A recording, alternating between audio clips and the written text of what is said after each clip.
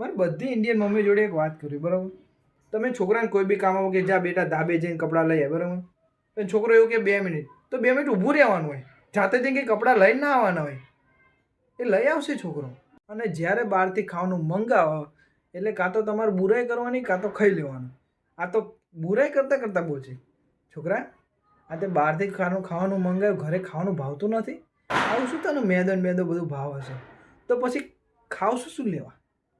અને અમારા સફેદ કપડાં પ્લીઝ તમે તમારા સૂટ હારે ના ધોશો, કારણ કે અમારા અડધા સફેદ કપડાં તો પિંક હોય છે, અડધા સફેદ કપડાં પીળા હોય છે. પ્લીઝ. અને મમ્મી જ્યાં સુધી ખાવાનું બન્યું નથી હોતું તો એ બૂમ માર, આઈ જા ખાવાનું લઈ જા, આઈ જા ખાવાનું લઈ જા, ઠંડુ થઈ જશે. અને ત્યાં જઈએ ને ત્યાં શું લાઈન ઓલી વાટકી લાઈન હજુ 5 મિનિટ હજુ બનશે, તો પછી બોલાવો ચૂકામાં. આ બધું જવા દો. તમે જ્યારે અમને બૂમ મારો, અમે કહીએ હા, તો પછી અમે રિપ્લાય કેમ નથી આપતા? હા અલે મમ્મી હા.